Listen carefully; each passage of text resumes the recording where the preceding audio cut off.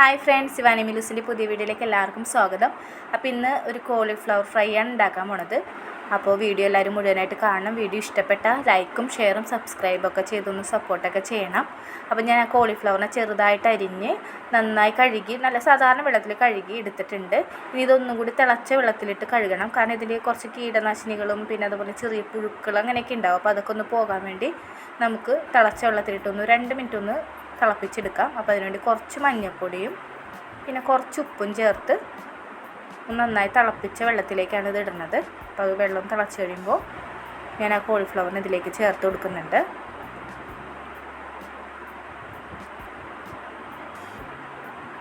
അപ്പോൾ ഒരുപാട് വേവിച്ച് എടുക്കണ്ട, നമുക്ക് 2 മിനിറ്റ് ഒന്ന് അതിനകത്തേക്ക് ഇട്ടൊന്ന് ഇതാക്കിയാൽ മതി. തിളച്ച വെള്ളത്തിലിടുമ്പോൾ തന്നെ അതിൻ്റെ ആ ഇതൊക്കെ പോയിക്കോളും. നന്നായി ഒന്ന് തിളപ്പിച്ചെടുത്തിട്ട് ഞാനിപ്പോൾ ഈ വെള്ളത്തിലിട്ട് തിളപ്പിച്ചാലും വീണ്ടും ഒന്നും കൂടി ഒരു ലൈറ്റ് ചൂടുവെള്ളത്തിലും കൂടി ഇട്ട് നന്നായി കഴുകിയിട്ടാണ് എടുക്കണത് കേട്ടോ. ഞാൻ അത് കാണിച്ചിട്ടില്ല. ഞാൻ ഈ തിളപ്പിച്ച വെള്ളത്തിലിട്ടൊന്ന് തിളപ്പിച്ചെടുക്കുകയാണ്. അതിന് ശേഷം സാധാരണ ഒരു ചൂടുവെള്ളത്തിലും കൂടി ഇത് എടുത്ത് കഴുകിയിട്ട് വേണം എടുക്കാനായിട്ട്. ഞാൻ അങ്ങനെ അത് എല്ലാം കോരി എടുക്കുന്നുണ്ട്. നന്നായി കഴുകിയൊക്കെ വൃത്തിയാക്കിയൊക്കെ വെച്ചിട്ടുണ്ട്. ഇനി നമുക്കിത് റെഡിയാക്കാനായിട്ട് ഇതിന് മസാല ഉണ്ടാക്കണം. അപ്പോൾ അതിനുവേണ്ടി മസാല റെഡിയാക്കാം. ഞാനതിനൊരു ബൗളെടുത്ത് അതിലേക്ക് കുറച്ച് കടലമാവ് ചേർത്ത് കൊടുക്കണം. നമ്മുടെ കോളിഫ്ലവർ എന്തോരുണ്ട് അതിനനുസരിച്ച് നമുക്ക് മാവിൻ്റെ അളവ് കൂട്ടാം.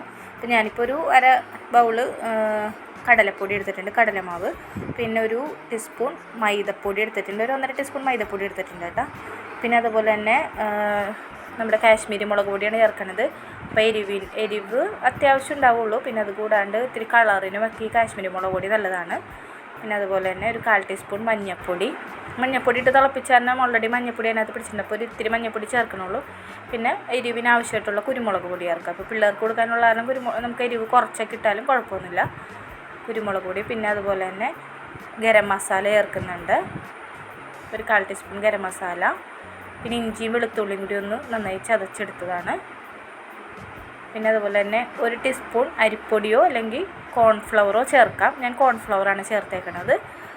ഒരു ക്രിസ്പിനെസ്സിനൊക്കെ വേണ്ടിയാണ് ചേർത്തേക്കണത്. പിന്നെ കുറച്ച് ഉപ്പും കൂടി ചേർത്ത് ഒന്ന് നന്നായി മിക്സ് ചെയ്തെടുക്കുന്നുണ്ട്. ഒന്ന് കൈവച്ച് തന്നെ നന്നായി മിക്സ് ചെയ്യണം. കാരണം ഇഞ്ചിയും വെളുത്തുള്ളിയൊക്കെ ചതച്ചതൊക്കെ നന്നായിട്ടൊന്ന് കൈവച്ച് മിക്സ് ചെയ്താലാണ് അതിലെല്ലാത്തിലും ഒന്ന് യോജിപ്പിച്ച് എടുക്കാൻ പറ്റുള്ളൂ.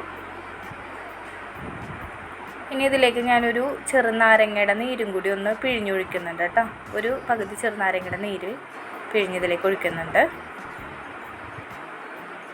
വേറെ കളർ പൊടിയോ ഒന്നും ചേർക്കുന്നില്ല. നമ്മുടെ കാശ്മീരി മുളക് പൊടിയുടെ കളറാണ് ഇതിന് കളറ് കിട്ടുന്നത്.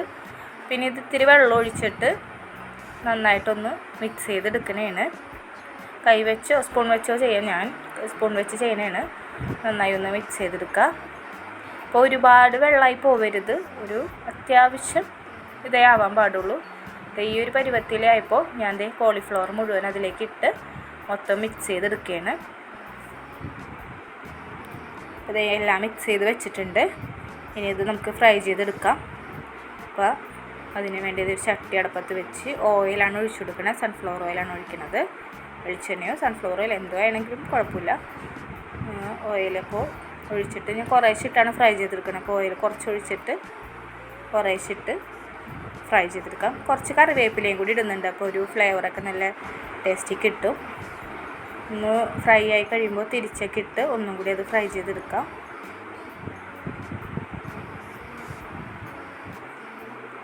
അപ്പോൾ ഏകദേശം നന്നായിട്ട് ഫ്രൈ ആയി വന്നിട്ടുണ്ട്. പിന്നെ അത് കോരി മാറ്റുകയാണ്. അതുപോലെ തന്നെ ഇനി ബാക്കിയുള്ളതും കൂടി അതുപോലെ തന്നെ ഫ്രൈ ചെയ്തെടുക്കുകയാണ്.